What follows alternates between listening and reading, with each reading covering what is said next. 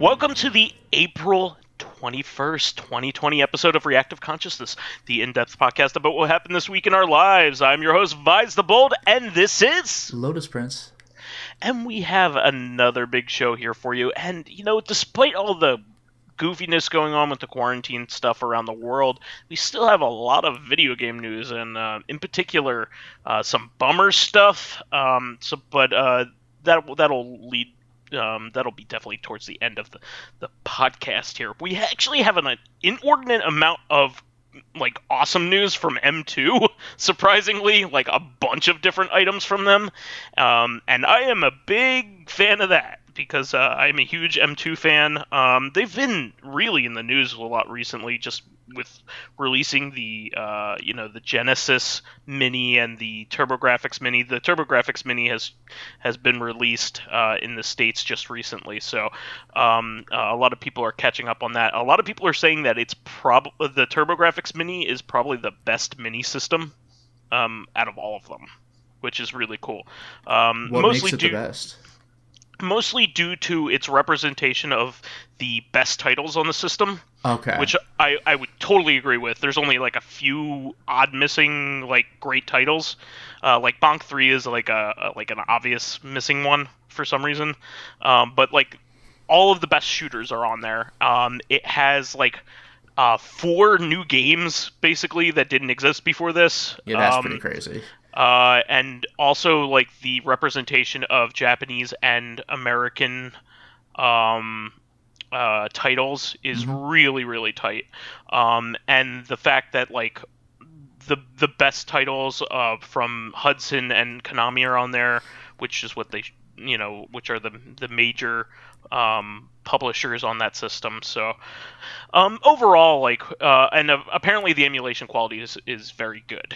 So, what else could you want from this kind of thing? It gives you a good representation of the system's essence, as it were, to give people who otherwise would want a convenient way of playing TurboGrafx / PC Engine games, but without the the cost of getting something more major than that. Really cool. Hats off to them for making that a success. But they have a bunch of other really cool things happening this week. So first is that Sega ages G-Loc, which is a this is part of their Criterion collection of Sega games that they've been releasing, which are some of the coolest things that they've ever done. They basically released the best versions and best treatments of Sega arcade and Genesis titles and Master System titles. They've even I think it's just been those 3 platforms so far. They haven't done anything Saturn or during that yet, but they are releasing a port of G-Loc, which seldom gets a port. That's a spin-off of the Afterburner series. Oh, wow. The main gimmick of this one is that it's first person rather than behind the ship, behind your fighter, Tomcat. So it's pretty cool, and also it was a big attraction in arcades if you had the deluxe cabinet, because it the machine pivoted and used hydraulics and stuff. So so is it that? This is, I guess it's not the weirdest thing in the world to bring up, but it's very specific. But is this in Star Wars: A New Hope when Luke was shooting the TIE fighters, where he's just pivoting the turret? I got one. Yeah, it kind of had almost a theme park attraction feel to it. Okay. Because it would make you feel like you were actually flying the plane, even though it was you had a CRT in front of you and all that. Stuff that was happening. But it's similar to the battle pods of today. That you see in the Dave and Buster's 360 ones. Exactly. Okay. But an older version. But this is even more intense because it had hydraulics and stuff. It kind of sort of makes me think of those like racing game machines where you like get in the car or like exactly. I mean even in Shenmue 2 they showed the afterburner machine, you climb into it. Sure, Sega was known for that. Outrun had versions of their cabinets that were like that. Afterburner did. Hang On even had like you get on a bike that you could lean back and forth with. Yeah, I saw all that stuff in like the Shenmue and Yakuza games because they really want to make that shit look good. Yeah, Sega was particularly known for these things, and even Rad Racer. You get in the car and then the cop. No, Outrun, not Rad Racer. No, Rad Racer. Oh, well, you don't get in the car. Rad but like, Racer you ever is think a to sit on? You Nintendo got pedals. Game. Rad Racer is a Nintendo game. Damn it! What am I thinking Outrun. when? No, I know what Outrun is, but like the game where you had maybe it was Radical Race or something like where you had the little Sonic the Hedgehog windshield or rear view mirror ornament. Oh, I know what you mean. Yeah, I know what you're talking about. The first appearance of Sonic the Hedgehog. Yeah, before he had a name, he was just like a little toy. What was that called? Now I gotta Google it. You saw that at Con Bravo. Radmobile, you're right. Radmobile? Yeah, you were close. Okay, yep, Radmobile. okay. Yeah, okay. Radmobile, that's what I was thinking. Yeah, where you have pedals and the little buttons for the windshield wipers and things. Yep. Radmobile was another one that was like that. So Sega was known for these deluxe cabinets, and that's why people used to flock to their arcades. They used to own their own arcades. And M2 has been known for including modes with their arcade ports like this, the Sega Ages ones, that have the option to include ambient sounds and of cool. like the hydraulics and stuff. Sure. And also like modes that make you feel like you're doing it with like accelerometer and stuff. It's all optional, but it's just cool. It's so immersive though. It's cool. Yeah. It's really cool, and especially with the Switch, this can be done. Like if you're in an office chair, you could move it all around. And stuff. Oh sure, yeah. That's coming out April 30th, which is not too far from now, obviously, and so that's great. And there is a rumor that the next Sega Ages game to be released, and I would say this is a likely candidate, would be Thunderforce AC. So we've talked about Thunderforce 4. Thunderforce 4 was one of the first Sega Ages titles on the Switch. That soundtrack is unbelievable. One of the best soundtracks on the Genesis. One of the best non-Yuzo Koshiro soundtracks at that. Yeah, it is legit. Like, look up... Oh no, I forgot if it was called Metal Squad. I know there's a game called Metal Storm, but it wasn't called Metal Storm, was it? Metal Squad. Metal Storm's an NES game. Yeah, but look up Metal Squad on YouTube. That, man, it's as close to sounding like a guitar as it can get away with on a Genesis sound chip. So Thunderforce AC was the only arcade title in the Thunderforce series. And it is a version of Thunderforce 3. And it has only ever been ported to the Super Nintendo and the Saturn. So the Saturn, the Super Nintendo got Thunder Spirits, which was a port of that.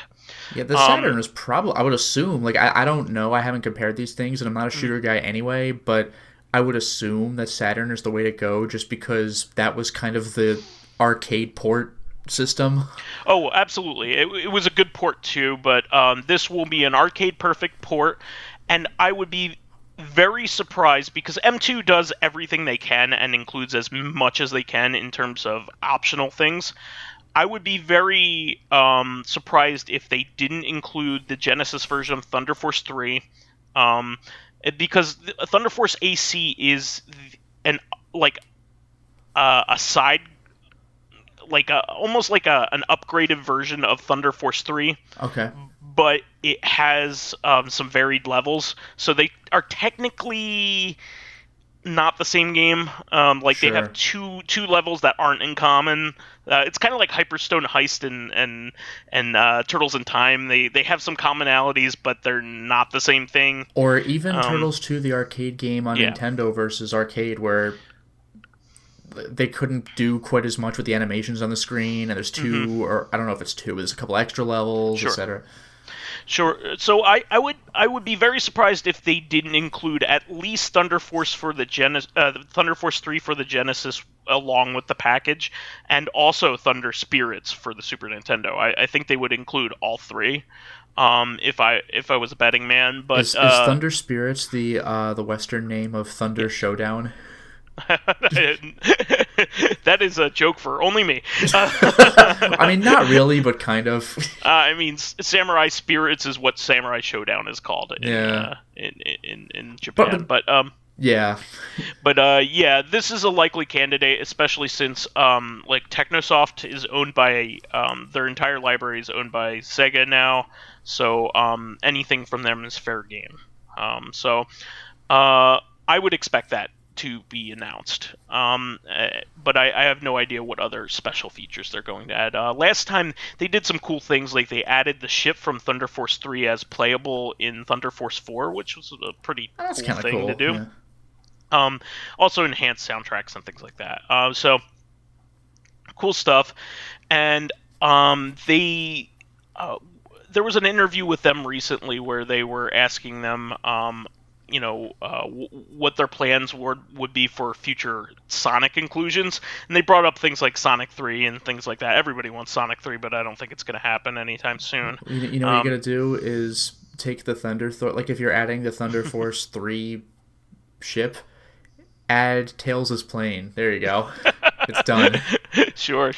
And have it be gigantic, like in Sonic 2, and just have it bulldoze through everything. But yeah, pretty much. Until it gets one shot, but until that point, yeah. But yeah.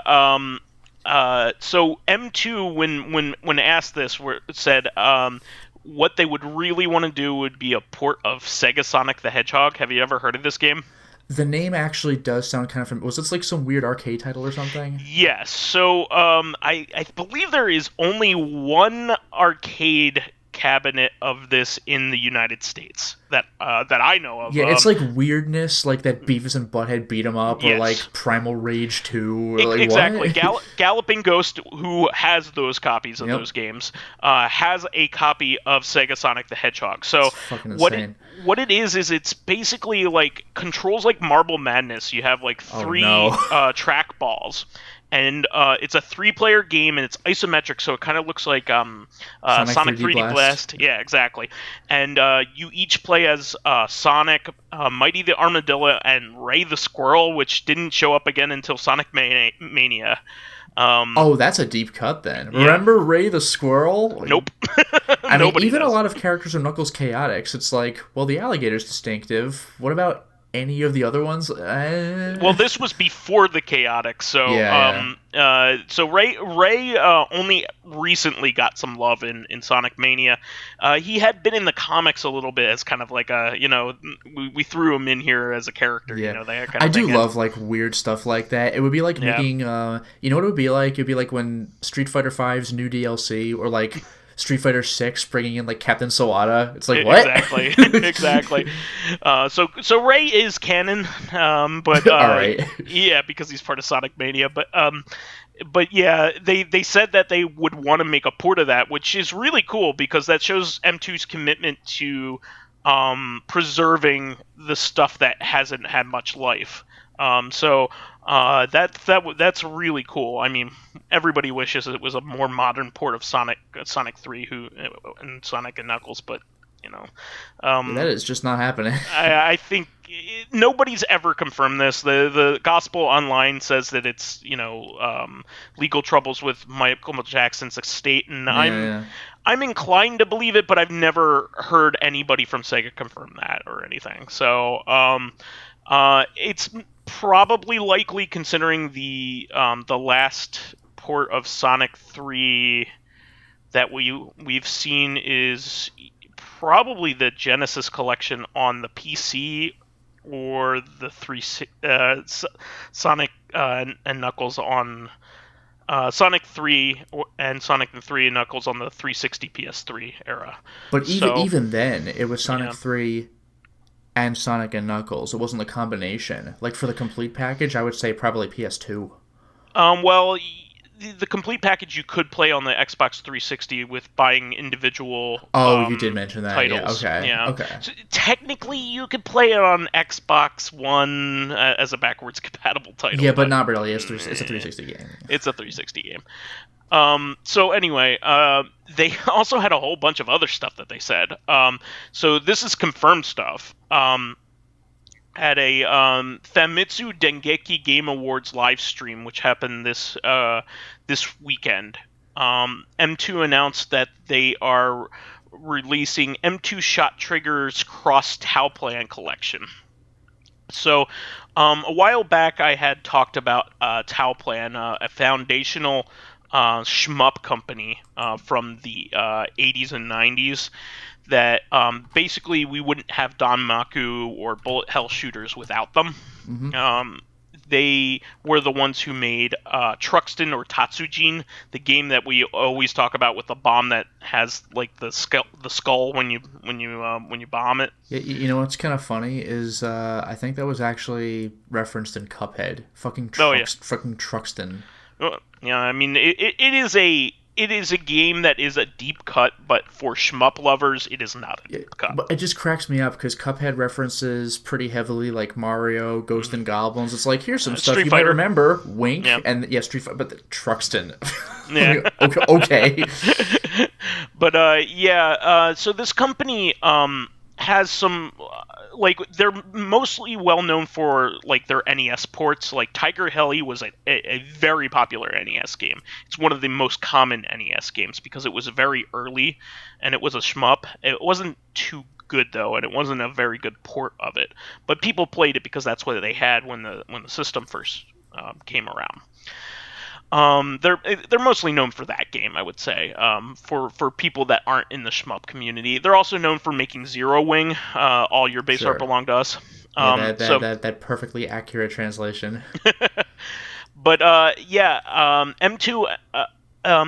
Unfortunately, Toaplan, a lot of their games are really, really difficult to emulate. In fact, MAME only recently got and by recently I mean within the last 3 years or so, got compatibility to play many of their older titles because they have some kind of weird sound encryption or something.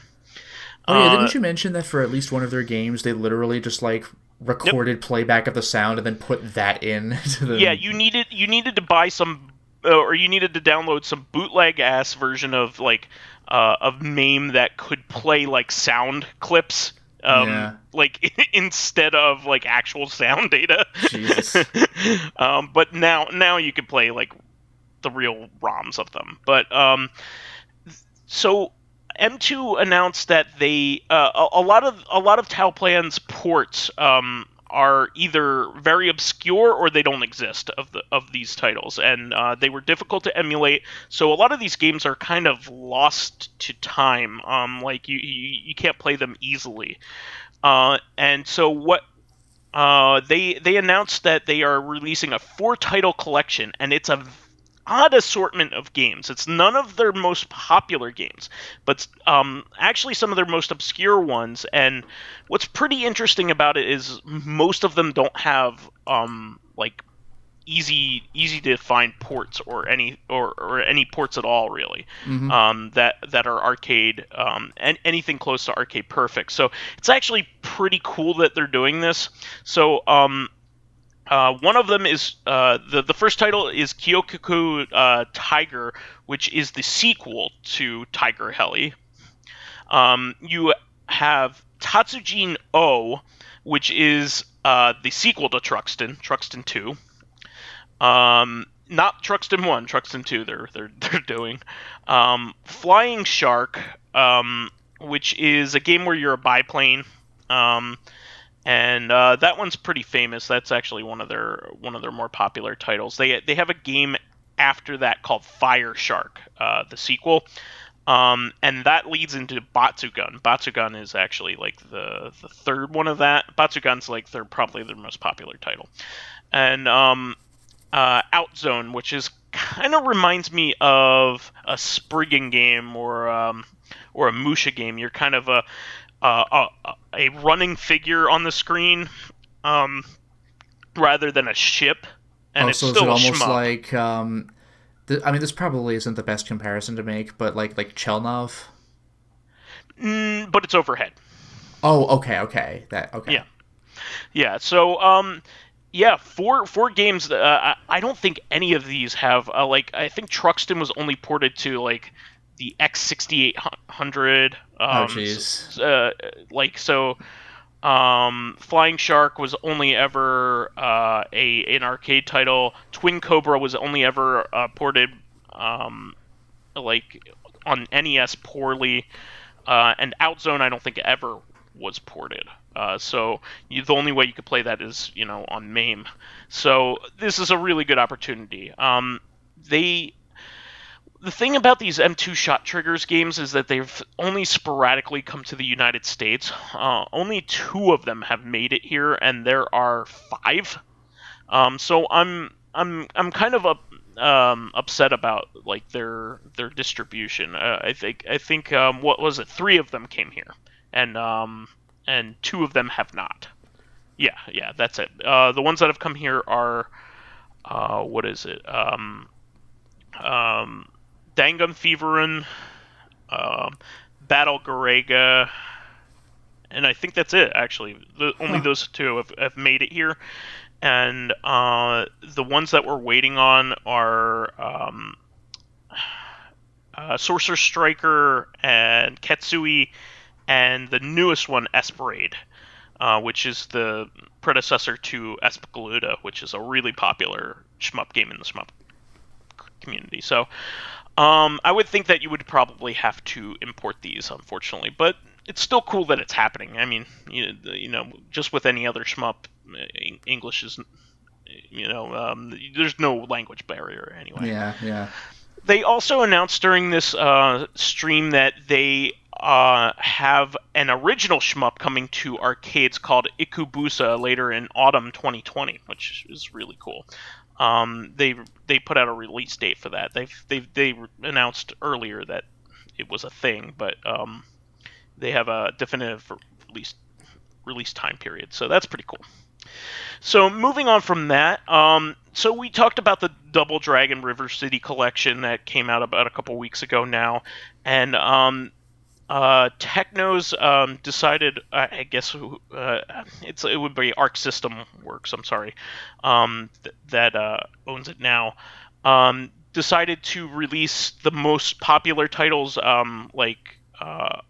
you know, uh, individually if you want them. So if you want to just play Double Dragon 1 or Double Dragon 2, Double Dragon 3, or River City Ransom Super Dodgeball on their own, you don't have to buy the gigantic $40 collection. I think it's a cool option, Let's but consider it. I think the $40 collection, even though $40 does sound like a lot, there's a ton of games in that collection and a ton of brand new translations in that. So I think that's the way to go. They're also not selling a lot of the obscure games a la carte like they are there, so you would be doubling up if you wanted to go back and buy the other ones. So this is a bit of disturbing news. The streaming service Nico Nico Douga has rumors that it might be shutting down. Did you hear about this, Lotus? I am afraid not. So you know what Nico Nico Douga is, right? Yeah, I've heard of it. I mean, I like don't use it because it's like a Japanese Obviously. exclusive thing, I think. But Yeah. So basically, this is what in the early 2000s, 2010s, this is what a lot of Japanese people used as their file or their video sharing service, yeah, similar to YouTube. It was a competitor to YouTube over in Japan, and at one point it was the more popular service. However, apparently the big names from Nico Nico Douga have started trickling over to YouTube. So a lot of their viewership in Japan is going just to YouTube. So they're losing a lot of their audience. And apparently they updated like some of their terms in their licensing agreement, that kind of thing, and like it just seems to hint at them shutting down or the thought of them shutting down. So people are kind of talking about that now, and it's a huge shame because there's a ton of archived, video game content, as well as plenty of other like personal content on there that will most likely be lost if this shuts down. So at some there are some things that are only archived as Nico Nico things. Yep. Like there's coverage of obscure video games that have no English like information on them. They have that they may have a single video there that is extremely useful in tracking down information on it. So that's a big shame if that's the case. Also, like, who wants one company to own everything? I certainly don't. I would rather that YouTube have a mainstream competitor, which it does not. What, Vimeo? Like, please. Yeah, exactly. Daily Motion. Nobody. The best I can think of is Twitch, but even then, Twitch is like video game specific. It's a streaming service, though. It's not for archive purposes. Yeah. So, and Google just owns so much of our information. I don't want that anymore. I really would rather things be spread out. I know it's inconvenient, but I would rather a whole bunch of companies have a lot of different ideas. Well, not only that, but competition encourages every competitor innovation. To do better. Yeah. Yeah, exactly. It also prevents people from getting scammed. It gets people more, creators more money. It's only good. It's only good for consumers. So that's a shame. That's a shame because it's just what it is. But don't take this as gospel, because this is, of course, a rumor. I also, while we're talking about this kind of stuff with PC Engine and TurboGrafx stuff earlier in the episode. They added a PC Engine core to be PC Engine CD core to be public for MiSTer. This is the FPGA system that I've been talking a lot about. This would be the kind of thing that you would buy if you wanted something that would be more accurate than the TurboGrafx Mini that I was kind of alluding to earlier. I'm just getting into MiSTer, and I will be talking about it more and more as I get my setup. But I have one component that I'm waiting on, and then I'll probably likely talk about it quite a bit after that. So. But just wanted to quickly mention that. And also, TerraOnion had their TerraOnion Direct. Out of nowhere, they kind of announced a little later in the month we're going to be announcing something, and it ended up being something pretty darn cool. They Lotus, you checked this out, didn't you? Yeah, I saw it mentioned on Twitter. Yeah, so what they announced was what they're calling the Mode, which is a Saturn and Dreamcast optical drive emulator. So we've talked about these kinds of things in the past with the REA and the GDEMU and the USB GD-ROM. These are our optical drive emulators that allow you to use. It's basically like a flash cart for a CD-based system. CD-based system, exactly. So these kinds of things are going to be necessary as time goes on, because CDs are volatile and prone to disk rot and just dying in general. And also optical drives have moving parts and can't be replaced, especially with the Dreamcast, which has a proprietary disk, the GD-ROM. So you can't find a replacement for a Dreamcast optical drive very easily, except from another Dreamcast. So this was pretty cool also because they have promised that it has 100% compatibility with every game, and also compatibility with all of the file types that you could find these games online.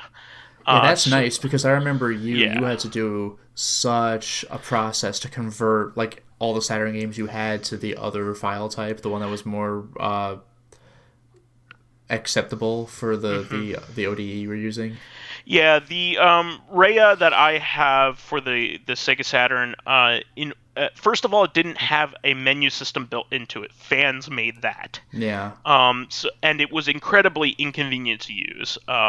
That was number one. Otherwise, you could only load one image at a time or page down by pressing a button blindly, which is awful. Yeah, it's atrocious. Awful, especially like who's only going to have like 2 Saturn games on that fucking thing, you know? Yeah. You have to bring back the SD card every time you want to change it out. So anyway, and it also used a file format that is completely opposite of the one that is easily found online. And for a seemingly stupid reason. It was always a point of contention for anybody to use it. So, what a lot of people, including myself, ended up having to do is all of these like file formats and stuff and file ripping software is all from ancient times. Like it's from when burning software was new, and barely anybody has a CD drive in their computer anymore as it is.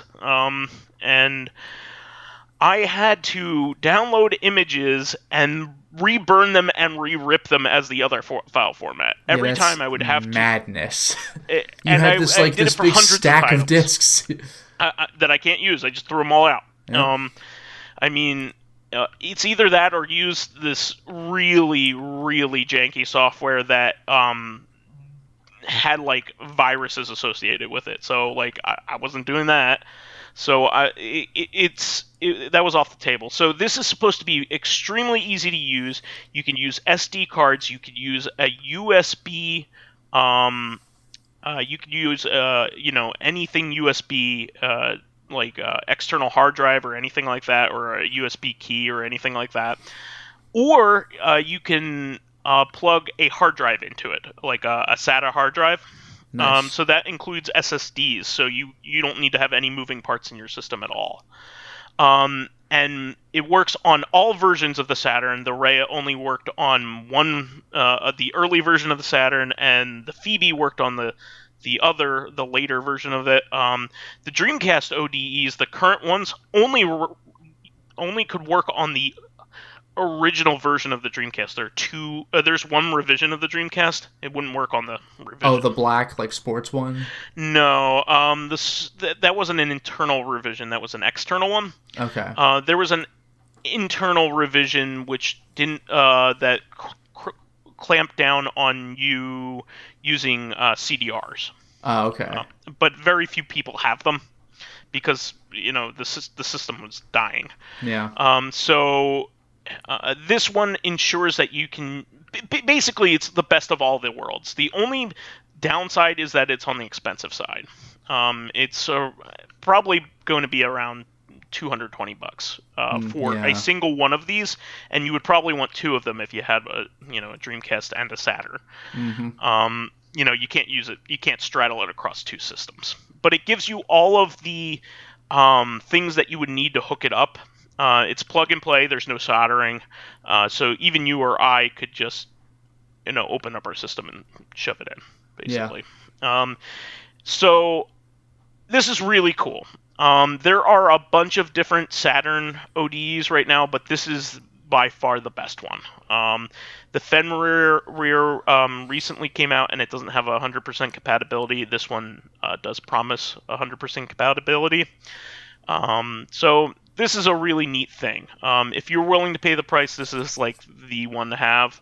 I may even just do it for my Saturn because I have like 3 or 4 games that I want to add to our archive for the Rhea, and I don't feel like burning a bunch of discs and ripping them again. I don't want to remember how to do this stupid procedure in order to get 2 new titles on there. Sakura Taisen was recently fan translated, and was it Linkle Liver's story? And I think also the Saturn version. I mean, this isn't so much recent anymore, but the Saturn version of Police Knots. Yeah, exactly. So I mean, Police Knots has been translated for years and years, but the Saturn version specifically. Saturn version is like the best version. So this is really cool. So I'm waiting. They tend to have some issues on their initial batches, but they tend to fix them. I would recommend wait for the reviews to come out and see if there are any issues with this, and then order from the second batch. TerraOnion's pretty good at getting, at keeping things in production. So, and they're pretty good at taking pre-orders rather than making you, sit in a stupid queue like the Raya guy does. And having to watch his blog to see whether he's selling them. That's terrible. Yeah, he would ping you with emails if there was like an update, but still. Yeah, exactly. Just take a pre-order, you ass. So and these guys have a much more amenable like internet presence. You can talk to them on Twitter. They'll answer questions. They'll answer DMs. So their customer service is a lot better. Though they've had their squabbles with people on the internet in the past. This looks good. It looks like it to be a successful thing. So and their menu system looks really good too. And their menu systems have always been really good. So I have a Neo Geo SD from them, and their menu systems on that, and I have the SSDS3 for my my super graphics. So their menu system on that's really good. So no complaints on that. Also, Streets of Rage 4 got its release date, April 30th, so it's coming really soon. Mm-hmm. I am so amped for this. I know you are as well. Yeah, not to mention, well, I mean, you also have this on your notes, but it's that they also relatively recently announced a retro mode where it looks like they just like copied the data from Streets of Rage 1 through 3 and just put like the old Sega Genesis characters into the game, which finally includes Adam. Like you could play as Adam because that was Streets of Rage 1 only, and then they just dropped it forever. So Adam's back if you want. Yeah, not only that, but you could play as like different versions of the characters as well. So you could play as like Streets of Rage 2 Axel or Streets of Rage 3 Axel. Yeah, it makes me think of like those Street Fighter games, like Street Fighter 2, where you could play as like Vanilla or like Champion Edition or whatever. Yeah. You have Skate in there. You could play as Max, and Adam, of course, Zan. They also allow you to take the music from at least Streets of Rage 2. I would assume the others as well. And Streets of Rage 1 and 2 they confirmed so far. Okay. So you could play as all of the current characters, which is Adam, the two new characters, and Blaze and Axel. But you can play as all the classic versions of them. So there are 3 different versions of Blaze, 3 different versions of Axel. 4 different versions of Axel in there. No. Oh yeah, Blaze and Axel Blaze and Axel were in all 3 old Streets of Rage games, and so now their new version. They're in there. Skate Zan's was in there. Streets of Rage 2 and 3. Yes. Max was in 2 only. Adam was in 1 only. And Zan was in 3 only. Skate, it looks like there's only one version of him because I don't think he really changed from game to game. The only thing he changed was his forward B attack. It went from that leap corkscrew kick to the punch in the head. Rapid punches that they used in Shut Up and Jam Gaiden with his guns brasters.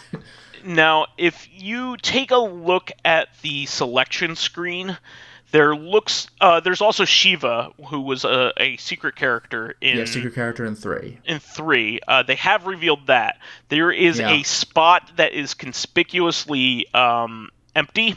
Kangaroo, baby. It's probably going to be Victi or Rue, as he's known as. In both I don't think Dante's coming back. As cool as he was, I don't think they're bringing him back.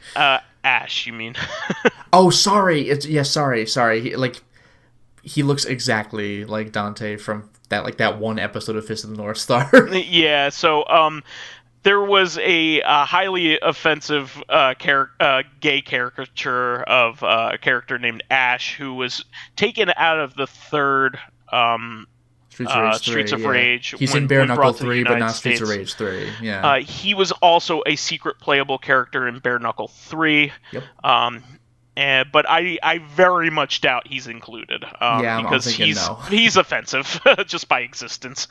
He's an assless chaps, and Yeah, like the limp wrist, like the prancing when he jumps. It's like, all right, we get he it. cries when you beat him up. I forgot that. Yeah. What I really like about this is that the retro mode also has like the old art of the characters all like splashed on there. Nice. So yeah. So it has like all the like the painted versions of them from the covers of the games. So you have Axel looking like Johnny from Karate Kid. It's very clearly modeled after his face. Very clearly. So I'm really excited about this. This retro mode looks like a lot of fun. It looks like kind of like an endless brawl mode or something like that, and it's 4-player, and it looks like you could just have a blast with it. So it's not going to be the same as the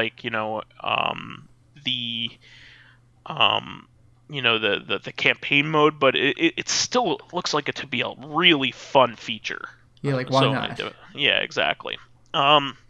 Moving on from that, we talked about this at the Nintendo Direct, but there is a Burnout Paradise Remastered is coming out on Switch on June 19th.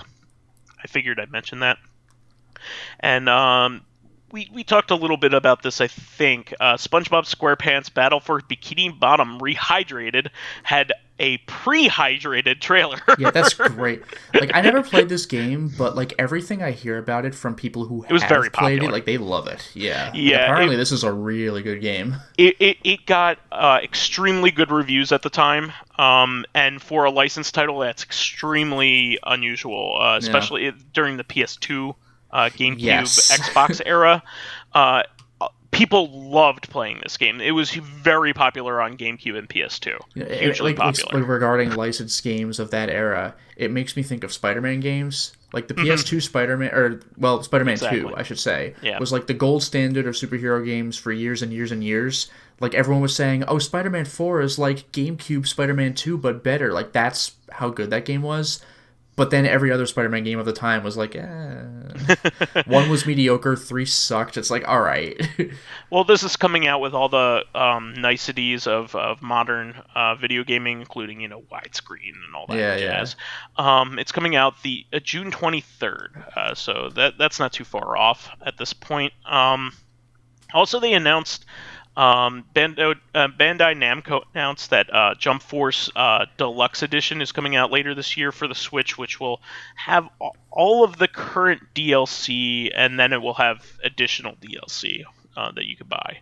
So I think they said, they will add characters from Hunter x Hunter, Yu Yu Hakusho. Do you like that proper pronunciation of Hunter x Hunter? Hunter Cross Hunter? Hunter X Hunter? It's Hunter x Hunter. Oh. Just like you're supposed to say Blade Blue for Blaze Blue, but nobody does that. I'm not doing that. Yeah. Yu Yu Hakusho, JoJo's Bizarre Adventure, and Bleach. So that would be Yu Yu Hakusho. I mean, like JoJo's a given, but I love Yu Yu Hakusho. Well, like it's what a good stuff. Great show. Yeah. So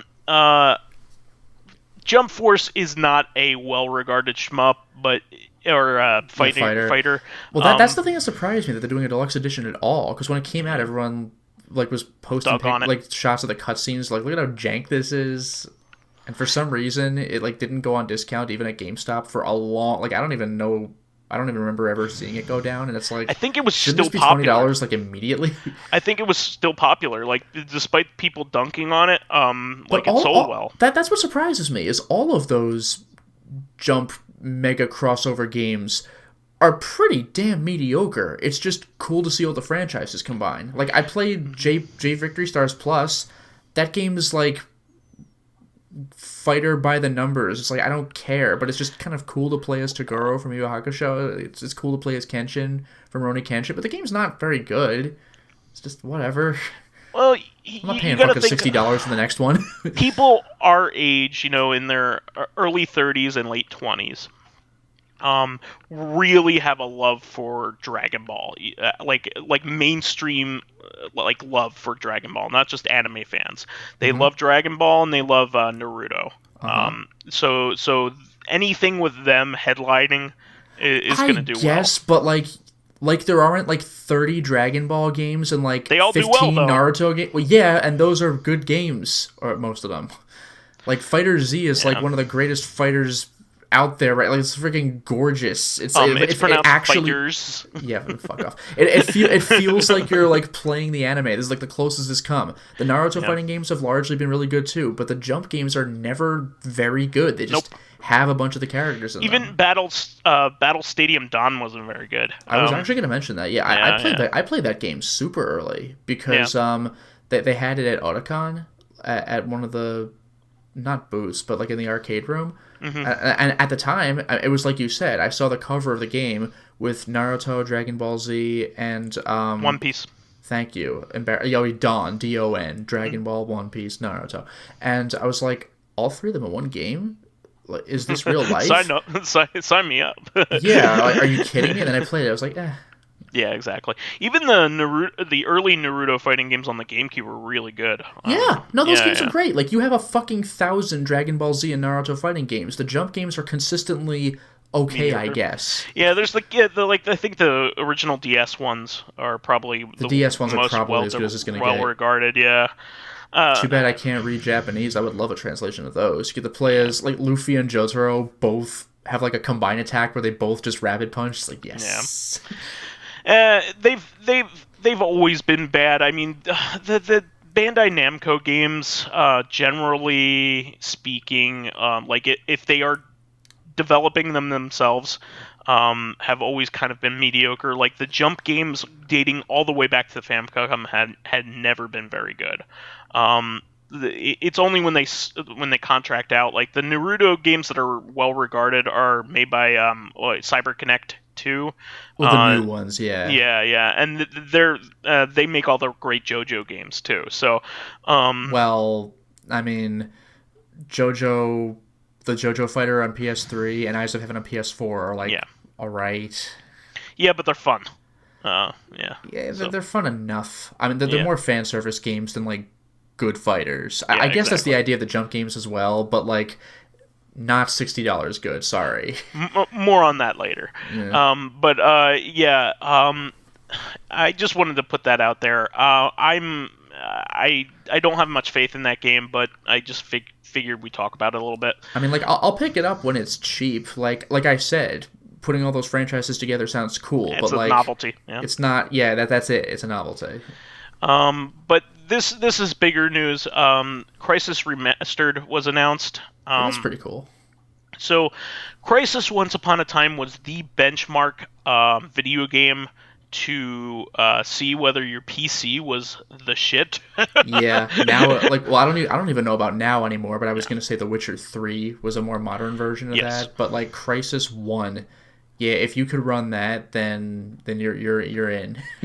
So it was even tough. The minimum specs were way out in left field. Yeah, they didn't have a console port of that for a long time, did they? Like it was not until the 360 much later. Yeah, like I remember Crysis 2 and 3 being obviously on console when they came out, but Crysis 1 was like in a league of its own at the time. I believe Crysis 1 got a port around the same time Crysis 3 came out. That's crazy. Yeah. If I'm not mistaken, it happened after 2. Crysis 2 and 3 were then made a lot more reasonably. Yeah. And like their upper end specs could be like really super high and look really great, but it could also run on like at least you could run the damn game if you want to play it on lower. Yeah. On reasonable systems at the time. So and also the games were made with console sales in mind, which the first was not. So this was made by Crytek, who had cut their teeth on Far Cry before that, the original Far Cry. What is with these guys? Crytek makes Far Cry and then Crysis, because Crysis is spelled with a Y. Yeah. Y-S. Wow, that's really on the nose. Yeah. But they were known for pushing boundaries, and Crysis is a cool game though, because there's tons of physics things that you can do in this game, and it's kind of a blast. Like there are all kinds of different things you can do in like the edit mode, like stack like explosive barrels. But the conceit of the game, if you don't know what this is this is a first-person shooter where you have a special suit on that you can you have different powers that you can activate, like including like slow mo, fast running speed, power armor for going into firefight situations. But the big thing was that you could run around and create all kinds of havoc. You could pick up people and throw them. You could pick up barrels and throw them and watch them explode, and the physics would go nuts. You know what that makes me think of, actually, is like a super updated version of like Half-Life 2, which itself was like, look at what you can do in this first-person game. This was a physics extravaganza game for sure. And so, like one of the things that people said back then is, can it run Crysis? Even as a joke. So, this is really cool because I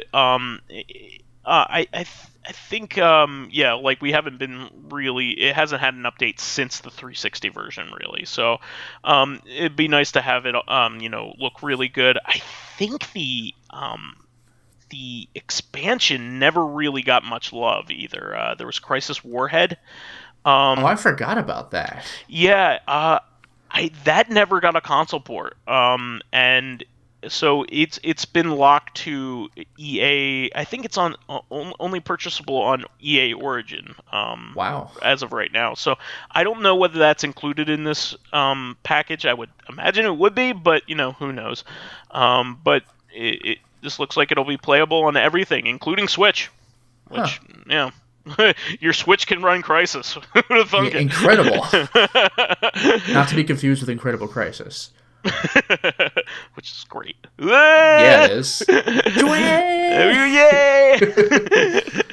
Nobody knows what the fuck we're talking about. Yeah, it's okay. Yep, that'll be our secret. PlayStation 1 Incredible Crysis. It's amazing. Yeah. And so that's coming out this summer. So that's pretty cool. I mean, and there are 2 other games in the series to play after that. So cool beans. Moving on from that.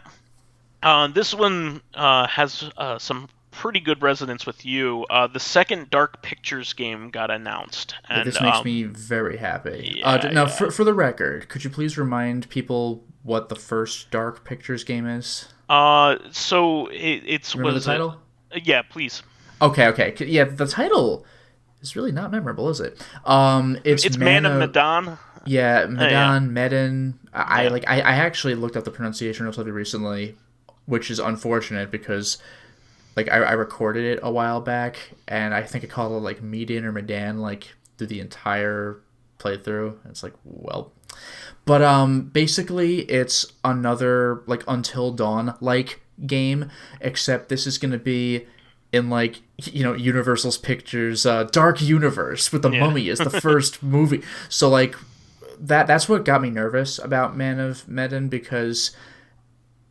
like, don't just say this is the first in what will be a series of games. They said 8 games. They said 8 games. That's lofty. don't fucking do that. Like, I was like, this is going to be the only game, isn't it? But, like, yeah, just remember Advent Rising, the first in that wonderful trilogy?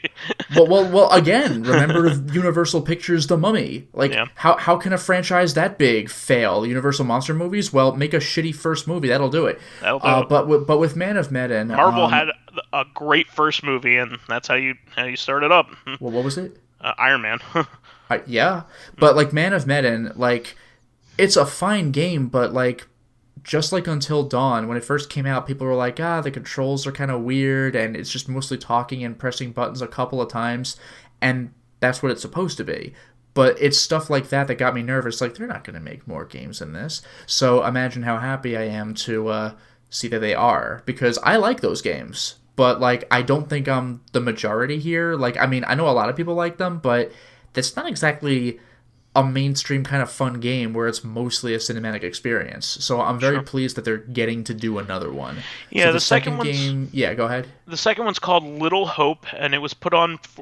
They're doing pre-orders at Amazon for PS4, and there's smaller like bite-sized kind of experiences. They're probably like 20 hours with Man of Medan. Would you say? I mean, maybe less than that. 15. It's been a while since I don't know exactly how much I could compare the length to Until Dawn, but I think it was about the same. Like I wouldn't say it's a bite-sized adventure. Okay. I think it's just like Until Dawn's its own game, and this is going to be in some sort of universe or something, or at least if it's not going to be a shared universe, at least it'll be like what the Halloween movies were going to be. Yeah, here's another weird story. Like the Twilight Zone or something like that. Yeah, because the opening credits has this curator guy go into his large library, like, here's let's look at this fucked up story that happened. So I think it's going to be like that.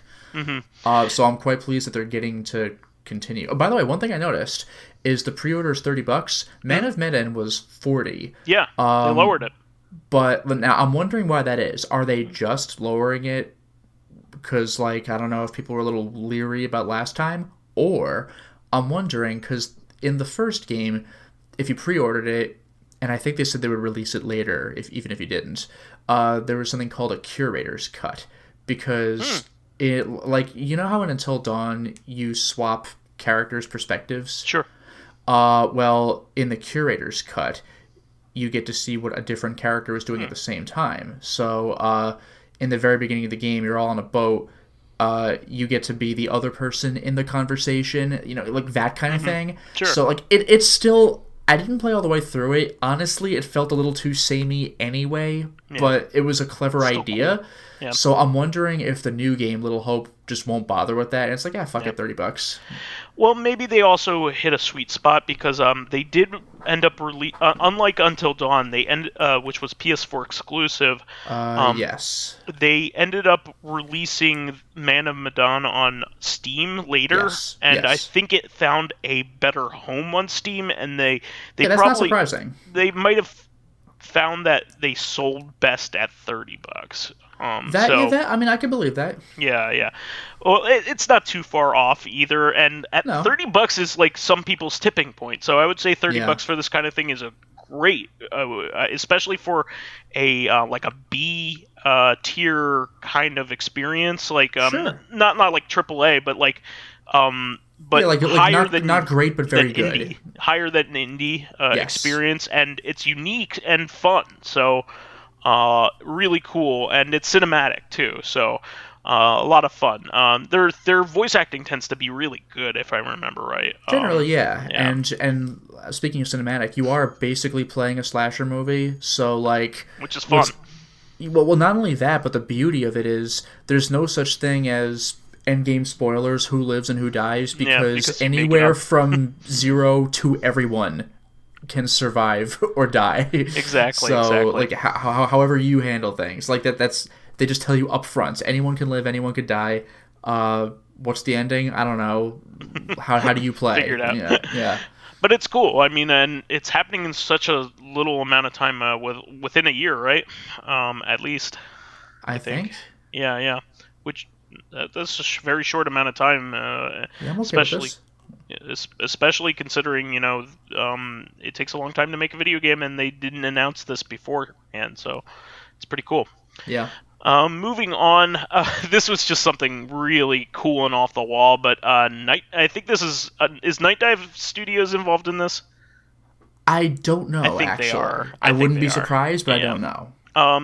But Chex Quest HD was announced for Steam. And at long last. It's free, right? It should be. I mean, the original games even were free with the purchase of Chex cereal or something. Yeah, but this is really cool. It has official branding and everything. From amazingly. Chex. Yeah. And they're adding features like multiplayer, like functional multiplayer. Yeah, like if Doom could have battle mode or whatever it was called, I should know what this is called, but I forgot. Then why not a Doom WAD, right? Because that's what Chex is, or Chex Quest is. Yeah. It's a Doom reskin. Really cool. And so along with this, there was an announcement for. This it looks really good. Have you seen the screenshots of this? It's pretty crazy. Yeah, it's amusing. But it's by Flight School Studio. Sorry about that. Not Night Dive, Okay. but still, this is really cool. And they announced along with it a physical edition copy if you want to commemorate this lovely event from a limited run games, and they're kind of doing it the same way they did Sigil. Like it's coming on a floppy disk shaped USB drive. Which is kind of funny because that was never a thing. Like, yeah, it was Chex on Quest a CD. CD. Yeah. Nice try, limited run games. But you can buy it in two different versions. There's like a regular version that's like around like $40. Yeah. It has the physical game in it, classic Chex box, big box format. That's my favorite part by far. Yeah. Like the game box looks like a cereal box. Like now with whatever like knickknack inside. Yeah. 2 disc jewel case, original game soundtrack, reversible poster, Soundtrack and game fucking Chex Quest. game manual. But you could buy the Warrior Edition, which was $140, wasn't it? Something like that. 140. I'm staying far away 150. from that because like I never got into the knickknacks. Like give me an art book and or OST. This has a bunch of like stuff that's gonna be on the shelf that I don't care about. Yeah, it comes with a Zorcher replica. Yeah, one of the weapons in the game, or your little. It's like basically the pistol. I think the pistol equivalent. Yeah, that sounds right. I was thinking the little fork, but that's your melee. It's the spork. Was the melee. Excuse me. But yeah, it's still cool that you could buy something physical, and you don't have to have like that stupid like cereal box on your shelf if you want to have a complete like Doom collection. That's the only thing I would want is the cereal box. The novelty is amusing. Like all the extra crap that comes with it, I don't care about. Yeah. But what am I gonna do with a fucking Zorcher replica? But like the cereal box aesthetic, like now it comes in with the special prize inside the box. Like, that just amuses me. Yeah. If I'm gonna buy one, it's gonna be the $40 one, but I don't think I'm going to. I'm staying away. Yeah. I'll just get this digitally. Yeah, me too. Moving on from that, there was apparently an acquisition attempt from Bandai Namco to acquire Sega. That apparently got called off. So yeah, stay away from our fucking Yakuza, buddy. I'm okay with this. Like I said, big companies scooping up other big companies. I don't want it to happen anymore. We need employers. We need diversity. So, Switch firmware 10.0 was released. This was a significant release. So apparently, you could do complete controller remapping, which is really neat. Like on a global scale on your Switch, which is really neat. That's really, really cool. And also, there is a tool for transferring your downloadable data, your DLC, and your software to a new SD card if you want to transfer to like a larger save size. Not save files, as far as I'm aware, but like everything else. I think save files can be transported in the online service. Okay. I think that's part of it. But I think you're right. I didn't see saves. I thought saves might have been the only thing you could have transferred last time. Oh, I don't know. If I'm not mistaken. But I don't know. But either way, they made it a lot easier, which me included, a lot of people are running out of space on their SD cards for the Switch. Because it's such a popular system and so many unique released games on it. So, also, the previous PS1 HDMI project, just called PS1 Digital now, they are showing a video of it switching resolutions instantaneously. Yeah, that's great. There is a little bit of quick garble on the screen, but it gets cleaned up like immediately. So it's way better than any other current solution other than maybe playing it on a PS3. Yeah. Which is really, really great. It is a pain in the ass in the modern age to play a PlayStation 1 game on a modern console, considering that almost every big RPG has a resolution switch every time you go into a menu.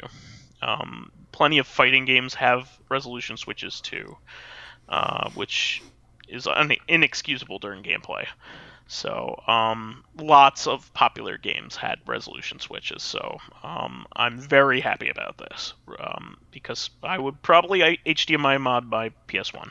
I know it sounds stupid, but I have a PSIO or a SIO, and I want to play everything in the best way possible. So this you have one item here. Yeah. Lotus. Yeah, this one, just an amusing little snafu here. Mm-hmm. So, I have, like, this one game I've kind of wanted to play for a while, just like a fucked up visual novel called Saya no Uta, and, or Song of Saya. It's available on Steam and on Jast, like J-A-S-T. The Steam version is going to be censored, but I believe Jast... You could download a patch, though. Yeah, I was going to say Jast sells you Steam DLC, which, like, gives you the complete package if you want to play it on Steam. And they had a physical version up for pre-order years and years and years ago, and I pre-ordered it, and it took a long time for that thing to come out. And when it finally did, I was like, what is this? Because it was like over years later.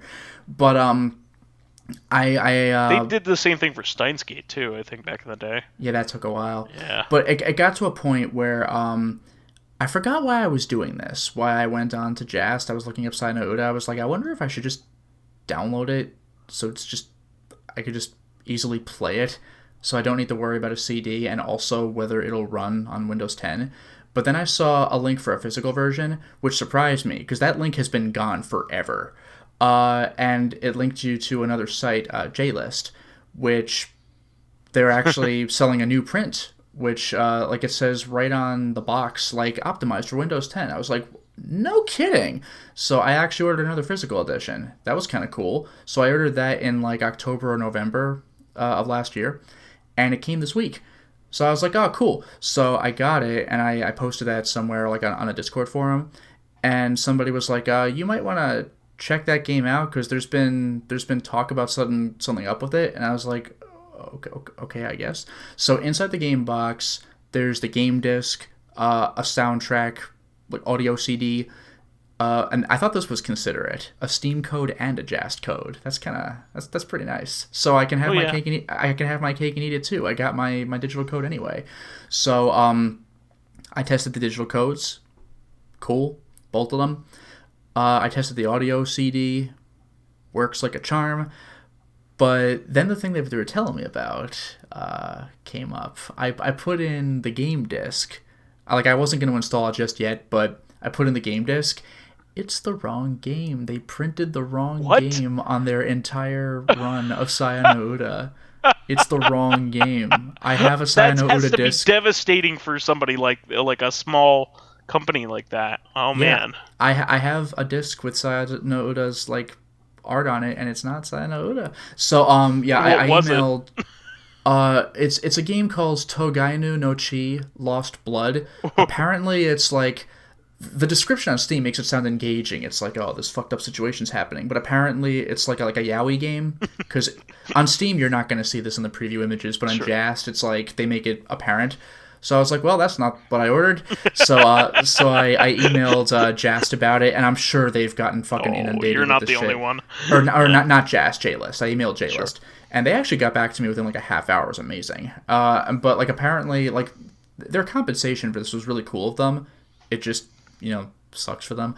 But they gave everybody a code for $25 off of like anything on Jast. Really nice. And also, when they're ready, they'll give us a choice of whether we want an updated data disk or just send us another physical edition.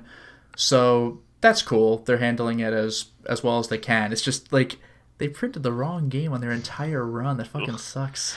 Especially for a small company. Like you don't really feel bad for like Sony or whatever. Yeah, they can afford to take a hit of a very niche game. This is a very small company. Yeah, that sucks. That's a shame. Like so, probably one of the higher up people was probably getting that ready for printing and all that too.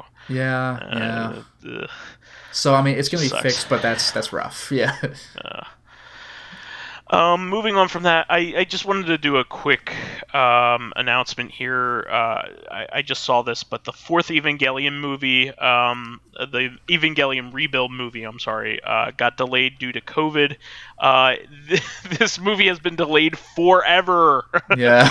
But this is the first reasonable one. Yeah. But this is going to be the end of Evangelion. The third time. Third impact.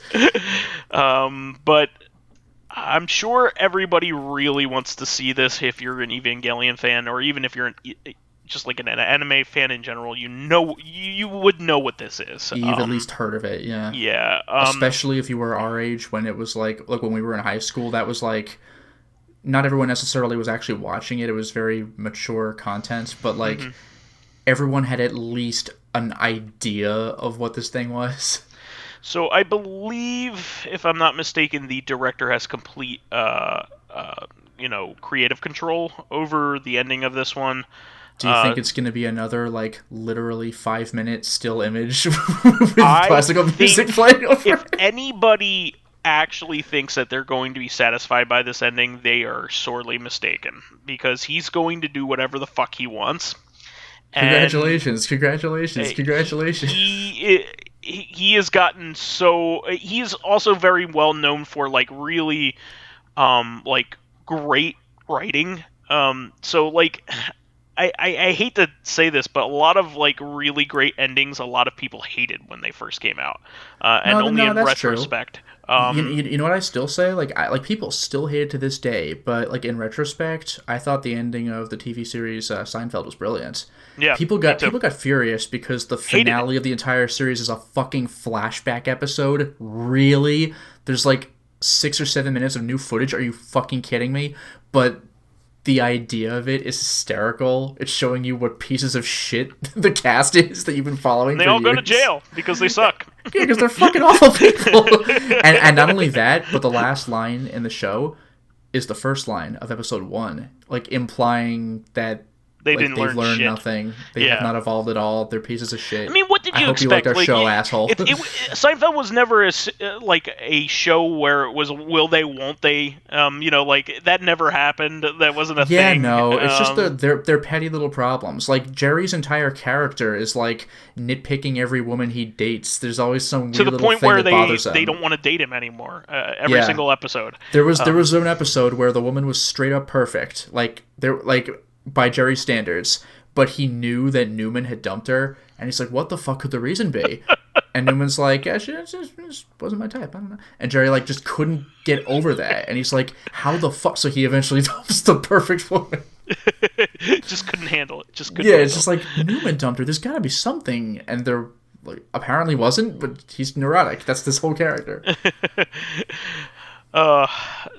Man, there are just too many good episodes. But what I'm trying to say here is also that he is very well known for ironic endings, and also ones that are like fourth wall breaking. The ultimate irony. You thought there was going to be a good ending, but little did you know. Maybe he might even do what seems like a satisfying ending, but it might actually just be a fuck you to you. Like, upon successive viewings. So that's what I'm expecting. Is that, like, everybody will come out of that feeling great, and then they'll watch it and go, hey. Oh, okay. Like, no, there's something else way worse going on here, like that kind of thing. So like the Schwarzenegger Total Recall. Ending, exactly. Where if you go back and look at it a few more, or like Starship Troopers, where you're like, wait a minute, exactly. It's everything sucked in this entire movie. Wait a second. They're abdicating fascism. Yeah. I'm pleased that fascists won against a race that didn't provoke anything. And they are literally like pillaging and raping them at the end. And Neil Patrick Harris wears a fucking SS uniform. He just straight up. Yep. And they're all from Brazil for some reason. Buenos Aires. Oh, sorry. Oh, and by the way, I never knew this until I saw Cinemassacre's rental review episode. But have you seen, like, the special edition box for the DVD? No. It is fucking genius. It continues the satire. Like, it's the image of, like, like the power fist in the air. Yeah, it's a fist facing down. Oof. That's fucking incredible. Anyway, we still have a couple more items here, so I want to keep going, but I know you had another one here. Yeah, real quick. At the time of this recording, we're recording this on Sunday. GDQ just ended. The last I saw, they were 2/3 of the way through their final game, Kingdom Hearts 2 Final Mix on PS4, I think. At the time, they had raised $350,000. Not bad for a 3-day weekend, and they'll have raised more by this point, but that's kind of sort of around where we are. So, good times. I mean, this obviously wasn't a big event where people gather in a hotel, because you're not doing that now. The whole reason they're doing this is to raise money to help fight COVID. So, it's like I said a week or two ago, they still have the HUD for GDQ, but people are recording, like, in their homes. So it's great because they have webcams, so you get to see, like, their room when they're recording. And because of just streaming at home, there's a little bit of delay from when they talk and what happens. Or no, the other way around. So they'll be like, oh, no, I died. And then, like, 2 seconds later on the video, they die. Stuff like that. It's not quite as professional as the actual hardcore events, but it's still really entertaining to watch. I think one of the things I was most fascinated with was the kind of game I'm least interested in. It was not DDR. The game DDR, like, ripped off of with the diagonal arrows. Do you know what I'm talking about? Oh. It's not up, down, left, right. It's down, left, down, right, up, left. Pump It Up. Thank you. Pump It Up. This guy was next level. He had the fucking arcade machine in his room, and, like, he was getting direct feed from it. This guy, that's one dedicated Pump It Up guy, and he was a wizard. Really entertaining to watch, even though, like, I can't play those freaking games, but it was super cool. So I don't know, like, they didn't record the videos for posterity on their channel later. I'm not on the Texas flood thing, so I don't know if the videos for this weekend are going to be available on their channel. I hope they will, but either way, it was cool while it lasted. So congratulations to them for raising all that money to help fight the coronavirus. Yeah, absolutely. And unfortunately, we have to kind of end this on a bummer. There were several notable deaths in as it pertains to our interests this week, and it's very unfortunate. So the first one that I am pointing out is Nobuhiki Abayashi. He is known as most well known as the director of House or Houseu. That like horror comedy movie. Yeah. So this is a definitely cult hit. It is a bananas horror comedy from the late 70s. It's from 1977. It has nothing to do with Dr. House or House MD or whatever. Yeah, no, but it's a spooky. It's a haunted house. Yeah, it's a haunted house with a bunch of schoolgirls living there, but the directorial style is off the wall. It's wacky as hell. It is crazy. So the story behind it was the director at the time had only really done commercials. He had done some other like college stuff, student stuff, but he had only really directed commercials, and he got the chance to make his own movie, and he wanted to do like every film technique that he possibly could all in one movie. So he did all kinds of crazy stuff, all kinds of blue screen stuff when that was pretty brand new, like all kinds of crazy, like it even feels like stagey at certain points. It looks like it, is definitely on a set. Yeah, well, I mean, when you say he used to direct commercials, that makes sense. It's very like, whoa, pizzazz. Like that's pretty interesting. Lots of zooming, lots of jarring cuts. It's not really disturbing. It's just odd, right? Yeah, pretty much. But it's very entertaining. I definitely recommend. The Criterion has a has a release on it on Blu-ray, as well as I think you can watch it on the Criterion channel as well if you have the app or a subscription to that. He's also well known for another directorial stint on The Girl Who Leapt Through Time, which was a Japanese science fiction film from 1983. That was actually popular outside of Japan as well. He had quite a few other mainstream hits in Japan, but unfortunately I don't know them. They're not as well known in the West. But House is like his most well known thing these days. Those two things probably. So definitely check it out, and definitely rest in peace. You had a couple here that you wanted to mention, right? Yeah, there was also Keiji Fujiwara. That guy is a very prominent voice actor. He's been in tons of stuff. A lot of people probably know him as Hughes in Full Metal Alchemist, but I was first introduced to him in Bacano. He was Lad Russo. This is very hard to describe, even though he's played a bunch of roles where he's just some down-to-earth guy like Leorio in Hunter x Hunter or something, but he has a really good voice for just like a crazy person, like just like a psychotic crazy person like Lad Russo, because he also does Jake in Tiger and Bunny, and this one, I don't know if people are going to recognize the name, but Nishitani in Yakuza 0. Like, you know how crazy Majima is, but Yakuza 0 was when Majima was more grounded, and Nishitani was like the Majima of that game. He was the guy that Majima was like, whoa, you're fucked up. Like, so that was interesting. But he's done a ton of roles. He was also Hannes in Attack on Titan. He was like the adult friend of a couple of the main characters. He's in a ton of stuff. I mean, I haven't seen all of it. He's in a lot, but those are the things I'm most familiar with him in, and it's just a real shame. He was a brilliant actor. That is a shame. I became aware of this as well. The voice actor of Peppy Hare from Star Fox 64, do a barrel roll, that guy. He passed away as well. And he was also, I had no idea this was the same guy, but I think he was also the soldier in Team Fortress 2. So, so the guy going, do a barrel roll is the same guy who's like, did you ever see he would be in plenty of other stuff, I'm sure. I know, but that's just such a different attitude. Like, did you ever see the Meet the videos for Team Fortress? Meet the soldier, Meet the medic.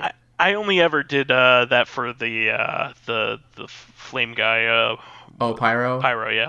You should also see Medic. That one's really good. But the soldier one's great, because he's just raving about random bullshit that doesn't make any sense. He's talking about why fighting is the best, and he's like, it went as far back as Noah in the Ark. He gathered 2 animals and beat the crap out of every single one of them. It's like, what? It's so good. I mean, he was Genghis Khan in Age of Empires 2. That's a pretty prominent role. Okay. He was Wingnut in Pajama Sam 2. Freddy Fish 5, he was Dad Fish. I remember Dad Fish from Freddy Fish 5. He was also in Sly 3 as Dr. M. So he had some prominent voice acting roles there. Yeah. And then one more of note. Paul Haddad, the original Leon S. Kennedy in PS1 Resident Evil 2. Hey, it's up to us to take down Umbrella. Like that Leon. So, that's also a shame. He's part of just a lot of people's childhood in that regard, because Resident Evil 2 was an extremely popular game. Horror be damned. Everybody loved Resident Evil 1, 2, and 3. And I want to put this forward that I don't think any of these were COVID related. I think most of these were. I didn't see the others, but I know Fujiwara was cancer. Yeah, he had, and Obayashi had cancer as well. Okay. He had lung cancer because everybody in Japan in that era smoked. Yes, everybody. Yeah. It's still very prominent in Japan.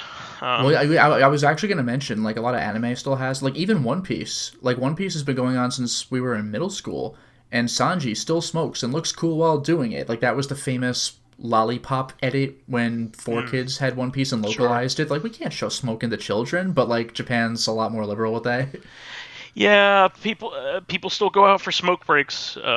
In fact, in Yakuza like 3 and 4, I don't remember about 5, but like your idle animation when you just like stand there and don't do anything with Kiryu, you'll break out a cigarette. I think even in the older Yakuza games you did that, but in 3 and maybe 4, one of the heat actions was you could do that in the middle of a fight and then just spit your cigarette into the guy's face where he's just like, ah, and then you get like a quick punch at him. It's amazing. Yeah. In Metal Gear, like Snake smokes, and he even has a fucking favorite brand that is a real brand, like the Lucky Strikes. That was actually one thing, going back to Yakuza, that was interesting. In Yakuza 6, you meet these guys over in like another region. I forgot the region already. I'm really flaking on it. Was it Okinawa? Maybe. But wherever it was a more country area, and you bring these guys over back to Kamurocho. But Yakuza 6 takes place like 10 years or something, maybe more, after OG Yakuza. It's been a while. And this one guy breaks out a cigarette in the street, and Kiryu's like, law's passed, you can't do that in public anymore. It's like, oh. So it's just kind of entertaining. Yeah. Well, certainly rest in peace. Some prominent people here from our gaming past for sure, and anime past. It's never good. That's never good. Unfortunately, a lot this time around, but I think we should wrap up. We were a little long in the tooth here.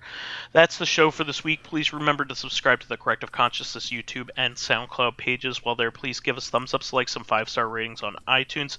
Helps promote and spread awareness of the show, and any bit of encouragement helps keep the show going. You can also catch us on Thursday for our sister podcast, Corrective Consciousness, where we'll have a themed episode around JoJo's Bizarre Adventure. Oh, I think I've heard of that. Literally. His Skype profile says JoJo is amazing. Literally. What a coincidence. I was talking about a friend of mine named JoJo. All right, I was talking about a monkey that I do. Great. Finally, you can friend me as vysethebold on pretty much everything. And you can follow me on my YouTube channel, Lotus Prince. You can hit me up on Twitter at Lotus Prince. And finally, if you are interested in seeing my videos early, getting in on exclusive live streams, I've just started Echo Night publicly, and I will be starting something new for patrons. You can, if you're interested in seeing those early, that's what it was. I know these things. I'm a genius. Selecting upcoming games for me to Let's Play. I'm currently editing one of those, getting ready for a new LP, hopefully in the relative near future. And get involved in conversations with me and other patrons on Discord, then perhaps consider singing by my Patreon account, which can be found at patreon.com/LotusPrince. All right, guys. We will catch everybody on Thursday. Catch you then. Until next time, everyone. Bye-bye.